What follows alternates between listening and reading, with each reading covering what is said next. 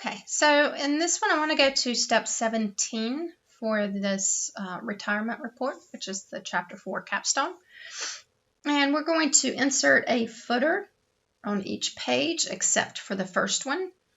And we want to do that in a specific way, although there are different ways that you can do that. So we have a title page and a table of contents page here. And we want the footer to not be on the first page, but it should start here on the table of contents. Normally, I don't recommend that. I don't think it should be on the cover page or the table of contents, and I will address that in a different video at a later point. But for this one, we'll just say it's okay, since this is going to be a fairly straightforward placement of the footer and the page number. It's just making it a little bit easier on us not to have to take it off of this table of contents page, but I'll have another video that will address that. So for the page number, you can go in on any footer and do this. You can do it several different ways as well. You put it on any page. I'm just going to go to the footer section of the table of contents page and just double click in the footer section. And I'm going to go to page number. We want it at the bottom of the page, and it says to use plain number 2. Okay, so there you go. I will tell you really quickly, if you were doing this and let's say you needed your name at the bottom and then you wanted the page number 2 down there, if you insert the page numbers like this with these templates, it is going to erase whatever you typed first. So then you would have to put your page number and then do this and maybe tab it over.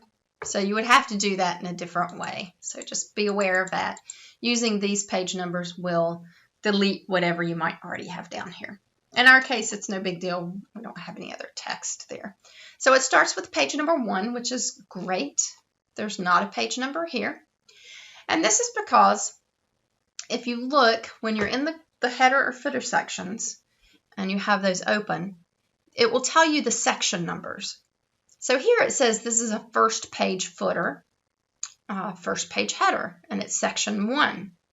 Okay, here it just says header section 1, footer section 1. And if we keep rolling, there's page number 2.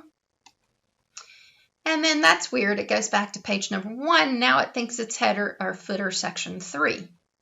Okay, so here it jumped from section 1 to 3, and then our page numbers did some weird things. So we'll look at that in just a second. So the reason it's not putting it on this page is because this was inserted using the cover page option here, the automatic cover page. Whenever you use any of those, you just have to be aware that when you insert them, it is going to look at that as a different first page. So if you're in your footer or header section, you'll see the header and footer tools, the different first page will be checked. If it's not checked, it's going to see that part of the document as being header section 1, footer section 1, and then it will just continue as header and footer section 1. Okay, so it knows with that cover page it should not have a header or footer associated with it, so that's why it will mark that option for you. So technically, I like when you have the table of contents, I like it when that page does not also have the header or footer as well. In this case, they're making it a little easier on us to place the footer on the table of contents. Again, I don't like that. I will create a different video to show you how to get around having the header or footer on the first 2 pages. You have to add a section break and then unlink the sections between the table of contents and the first page of text in order to make that happen. So it's a little more complicated. So they're trying to keep it simple here for my lab IT. Okay, so we'll have the page number on that first page. Okay, so that said, we had some weird things happening. Just going to click there. We had some weird things happening with this page number and our header footer section. So normally that has to be that there's another section break somewhere in this document, okay? And it's somewhere in between these two pages. So I'm going to click in the document and I'm going to turn on my formatting marks. And there you go. Somehow I've got a section break here and here. I don't know how that happened. But it's there. So I'm just going to click right before it and press delete on the keyboard. And then press delete on the keyboard again. Oops, let's not do that. I'm going to press, there we go. I'm going to go after that paragraph mark and press delete. So make sure you're after the paragraph mark here when you delete that, that section break. Okay, so the section breaks look like they're gone. So we'll double check that and see. Now, when you put a specific part of a document in 2 columns, for example, it will automatically add a section break before and after to say only this section should be formatted as 2 column, or maybe you made one part of the document landscape versus portrait.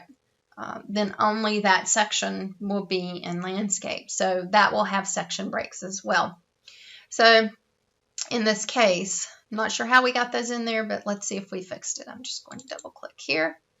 Okay, so then it goes footer section 1, header section 1, and that page number reverts back to 3. So now they're consecutive. So usually when it gets all kilter with the page numbers like that, it's because the sections have changed and somehow there's a section break in there. Okay, so if somehow you've gotten it in there, just go in and delete them and that should correct it. Okay, so I'm going to double click inside of the document, turn those paragraph symbols off, and then we want to go in and double check this table here. It says it should be on its own page. You should not break tables over multiple pages. If I wanted to go in and repeat this line of headings on the next page, I can do that. If you go into your table properties, you can tell it. You would have to go back in and highlight just that row, but you would tell it to keep that row as the header row at the top of each page if you cannot get that table to fit to one page. Okay, so that's how you would do it if you wanted it to repeat. But in this case, we're just going to move it down to the next page and include the caption with it. Okay, so I'm just going to go before the caption to the left of it, press Control Enter, and move that to the next page. And since we've moved that, we just need to go in, because some of the sections have moved to different pages now. We need to go in and update the table of contents. And I always update the entire table, not just the page numbers, just so that it will pull anything in that's new or deleted. So you can see here that we've got the introduction, and it's starting on page 2. And then it's got the consecutive page numbers here. Okay, so I will save that, but that gives you a little bit of insight into some of the review features and report features that are included in Word.